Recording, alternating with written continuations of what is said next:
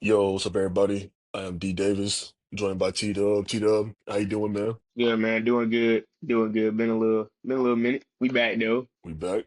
We're gonna start a little video series for you guys, basically covering all 30 NBA teams and kind of like some draft stuff, some offseason moves, and then like a little quick outlook for the upcoming season. So we're gonna start Eastern Conference from dead last, 15th, the Washington Wizards. Might not be that much to say, but we can go over everybody, of course. So the Wizards last year were 18 and 64. Drafted Trey Johnson out of the University of Texas, added CJ McCollum and Cam Whitmore. Got a good balance of youth, guys like Alexander Sarr, obviously Cam Whitmore now, Trey Johnson, Bali, guys like that. Got some good vets. Newcomer CJ McCollum. I don't know how long he's going to be there in Washington, but they also got Marcus Smart, Chris Middleton to start the year out. What is your kind of thoughts on the Wizards for this upcoming season? If you have any thoughts, I got a couple of thoughts, but not too many thoughts. I don't really have too many thoughts. I mean, the only thought that I have about the Washington Wizards is, I don't think they're gonna be good. I mean, are they gonna get more than 18 wins? Maybe, but I still don't really see the direction. They still got to be in pretty much a rebuilding phase. Nobody really saw them getting rid of Jordan Poole, but hey, they starting to. Not starting to see. I think they got to the point where it was like, yo, like we're good off this dude, and just moved on from that, brought CJ McCollum in. I guess CJ McCollum is going to be their scoring for the time being, but I don't really have any hopes for them. I think they'll probably be right back around the bottom of the league again. The lineup, the rookies, they could develop into something, but I don't know. The Wizards still kind of a black hole team to me right now, in my opinion. I feel like they could probably win maybe 20, 23 games this year due to the injuries in the Eastern Conference, but I'm with you. I don't see there's no clear path for them being higher than 15th Yeah, again. You know what I'm saying? I mean, if they're higher than 15th, that means literally everything else went wrong for the other 14 teams in the Eastern Conference because this team is pretty bad still on paper. They have a lot of guys where it could be guys who be really good fourth and fifth and sixth options on like decent playoff teams. But who is the best player in Washington right now? Is it CJ McCollum? I guess name wise, probably CJ McCollum, but yeah. that doesn't really inspire that much confidence with anybody. That's it for me. So with that, but then also if you're Washington too, like if you want to set up these young guys, why are we letting TJ McCollum get all these shots when you got a guy like Trey Johnson whose primary goal is scoring? You get a guy like Cam Whitmore, like Houston traded him to Washington so he goes to somewhere he get more like playing time, more shots, more touches. They don't need TJ McCollum to take 25 shots a night in And that, Washington. and that's what I was thinking. Like, I was like, the only reason why I think you would even get CJ McCollum is because, like, when you're trading, I guess even for a team like them, you need something back essentially. And CJ McCollum was we got something back. Because I'm not going to disrespect CJ McCollum. CJ McCollum, he can hoop, but again, like I said, I don't see the direction of this team because with CJ McCollum there, he's a guy that you technically have to give him his shots because of the team he's on. And it's like I think you kind of shoot yourself in the foot a little bit only because you should be rebuilding. CJ McCollum is going to be taking 20 to 25 shots again, or they could shock us. And hell, maybe CJ McCollum goes in and talks to the front office and he's like, yeah, like I'm all about developing these younger guys. I don't know. Could be, We'll or they could see. just trade him. Yeah, Next, finish at 14th. Come down a little bit south from DC, you had North Carolina. The Charlotte Hornets, they finished last year 19 and 63. Almost as bad as a year as the Washington Wizards. They drafted Con Canupa out of Duke. They traded for Pat Connaughton. They signed Spencer Dinwiddie, re-signed Mason Plumlee, and they traded for Colin Sexton. Traded Mark Williams, traded Yusuf Nurkic. This team has like 7 to 8 guards on this team, no bigs. I try to give the Hornets some praise. I have no praise for them this year. I mean, they could be a play in team if they're healthy, but that's a big if because LaMelo, we just don't see LaMelo after January most of the time. Brandon Miller missed almost all the year last year, and we just kind of got to see what happens this year with a healthy starting five though of LaMelo. I'm assuming Conkanople, Miles Bridges, Brandon Miller, and then I guess Debate at center, who was cool last year in Burst, but I don't know so with this Hornets team, T-Dub. the Hornets, man. We're in North Carolina. I will always rep North Carolina, and I will pull for Charlotte. I want to see Charlotte do well. Just for anybody just wondering, people always be like, "Ain't you a fan of the Warriors?" I am a fan of the Warriors, but I want to see Charlotte succeed. It's just a matter of being where I'm from. Like I don't like seeing Charlotte lose, and I like Lamelo Ball. Like, and Lamelo Ball is one of the best point guards in the league. I don't care what nobody say. You can fight me on that.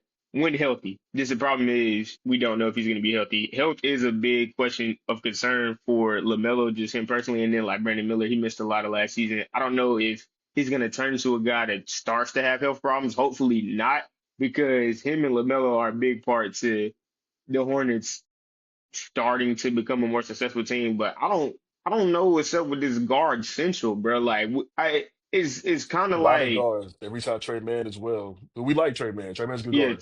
Trey Man's a But good why? back, What's but the point of adding Spencer Dinwiddie? yeah, or getting Colin Sexton. It's like I don't. I don't get it. And wasn't they saying like Colin Sexton is like a lesser tier Trey Man? Yeah, I mean, Collins, he's a pretty good. He's a pretty good player.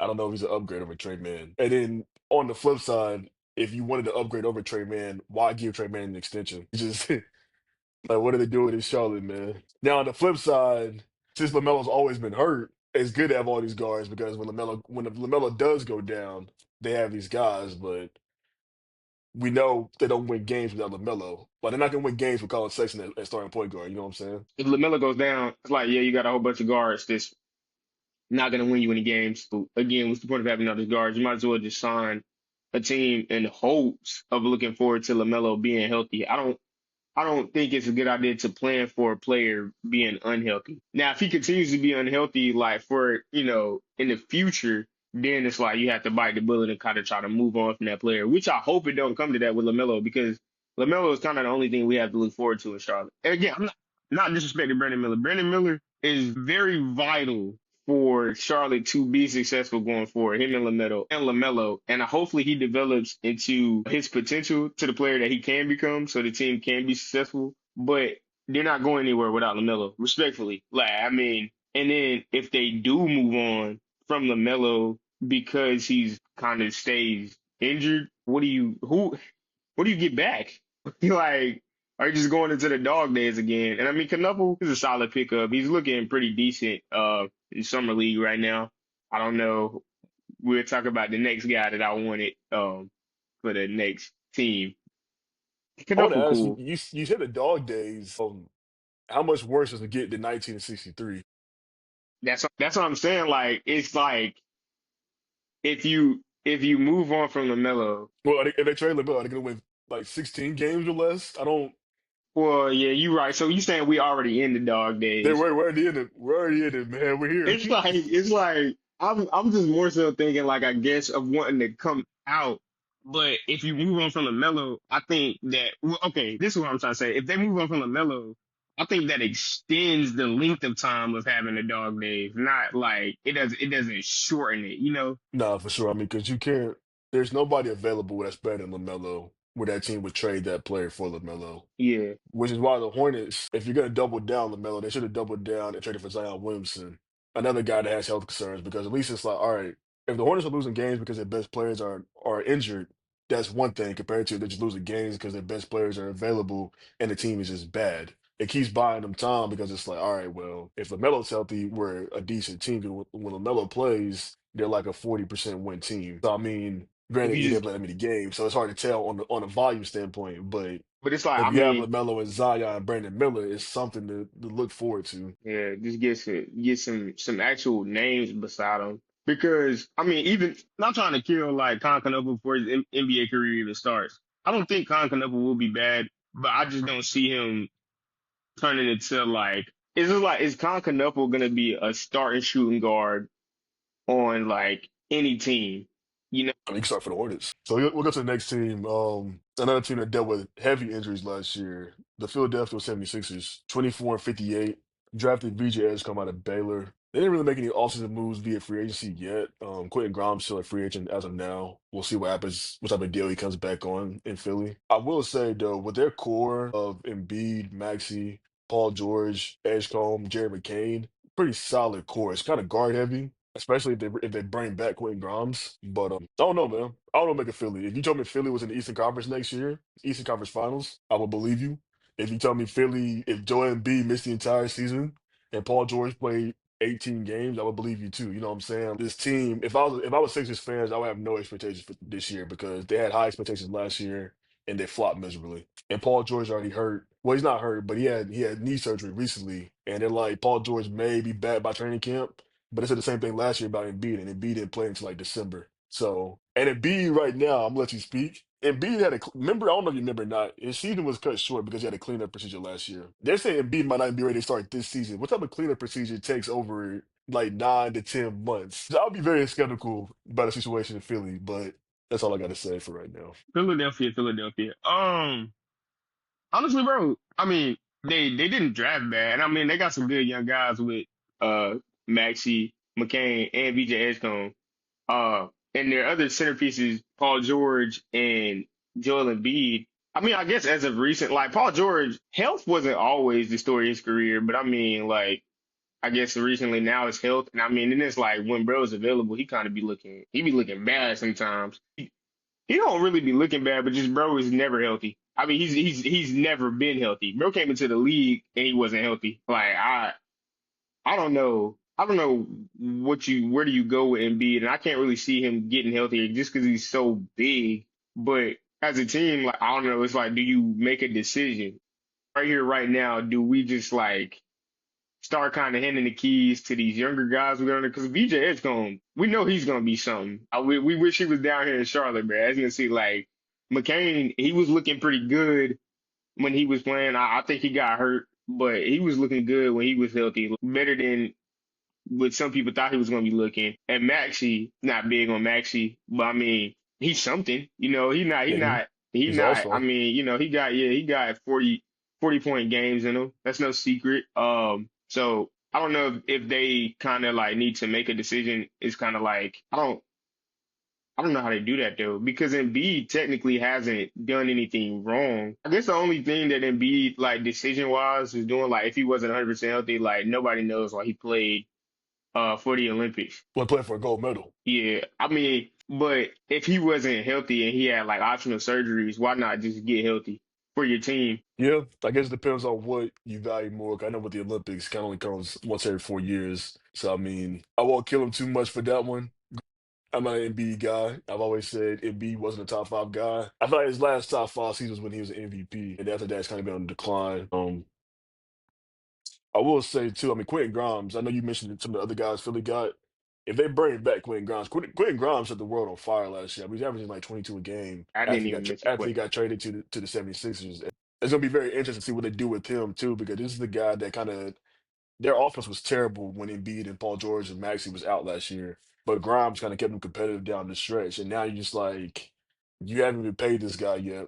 And most likely, if he gets re-signed, he's gonna come off the bench. Which granted, a backcourt of I guess Edgecombe and Grimes come off the bench is one of the more better backcourts in the league, and probably McCain came off the bench as well with those two guys. We'll kind of see. It seems like they're trying to do like the two timeline thing, but as some Warriors fans may know, it's hard to do two timelines. It'd be like you have to commit, like you said earlier, like are we go down the route with Joel Embiid Yeah, or go you down got to with these make young a guys? decision. But the issue is they pay Embiid $1 billion plus nobody would trade for Joel Embiid because we only see him 20 times a year. So they're kind of screwed with like they can't fully commit to the young guys because they still have Joel Embiid and they still have Paul George on the max contract. And I'm nobody not gonna traded for lie. either of those players. It would just if I was because I guess my record prediction for them. I mean, if the 76 have their healthy core, I mean they could win 40 45 games. They won 50 games. Yeah, they could win 50 Yeah. games, especially like with the Eastern Conference like being hurt. So I guess like as far as like because like we didn't see the Hornets, they not doing nothing. The Wizards, they're not doing nothing. But the 76ers actually have a chance to be a legit playoff contender with their current lineup. It's just the problem is I think it would just if worst case scenarios happen for them, and like it's just gonna have to be some tough conversations with Embiid, especially with Paul George, because like it's like I don't, you're not like we gotta do this for the fans, like we gotta win and we gotta develop these younger guys, and I mean it's not I mean we not gonna push him out the door, but I guess in a sense kind of just like yo like. We moving on. There's no hard feelings. Like we appreciate everything you did for us, but we just got to move on. Because at the end of the day, it's a business and you got to give the fans what they want. Philly isn't a small market. You keep saying move on though. What do you? So if they tell somebody they tell him B they got to move on, what does that mean? That they can't trade him? Yeah, Nobody's they gonna trade can't for trade. him. Not move on. I guess not saying like okay. What I'm They trying to can't say trade is him. They like can't. They release him. It's gonna be the situation like I was in Milwaukee yeah, and yeah. Phoenix. I'm They'll be trying on to the think cap about forever. what's the best. Cause like, how do you have a conversation with a guy and it's like we're gonna try to focus on this? Cause I mean, it would just be trying to keep him there mentally at that point. Because like, Embiid's not just gonna agree to like give up his shots to nobody if he is playing. Exactly. I don't know. That's why they're screwed. It's just Yeah, that simple. That's how the team first guys. I mean, we saw it in Memphis. Memphis, they tried to build an offense around the team because their star player kept missing games. And what happened? The coach got fired for it. So I mean, I personally would not bring that conversation up to Embiid, but yeah. I guess that's just like a death sentence if you bring that conversation up to Embiid because, like you said, I mean. Damn. And yeah, with me being a Warriors fan, you can't play two timelines. That shit doesn't work. It doesn't work. You got to commit to something. And it looks like they're gonna have to commit to Embiid. And but in doing that, how long can you hold on to your younger guys? as long as he's on the contract. They got BJ Edge coming on the contract for 4 years. They got Maxey just signed an extension. And then McCain still got 3 years left on his rookie deal. So I mean, Okay. we'll see what I happens in Philly. how much We'll see. how many years Embiid got? I think didn't Embiid sign a 3 year extension this past year, which was terrible. I think they gave him like 180 for 3 years, which is diabolical I don't understand why they would madness. give him that much money when he doesn't play. But then But again, Charlotte gave LaMelo that much. But it's different in Charlotte because Charlotte, they ain't got nobody else to get no money. So according to Paul George, nobody was signed there. So we gotta wrap the podcast up on that note. But T-Dub, man, good seeing you as always. Next video, we'll hit the next three teams with the teams beneath the ninth and the 12th seed. So we'll see where that goes. yeah, I mean, yeah. Till next time. Hopefully better, more positive things to talk about with some of them teams. Some of them teams got more things to look forward to More than potential. guys just being healthy. The 76ers was All right, man. Until next time.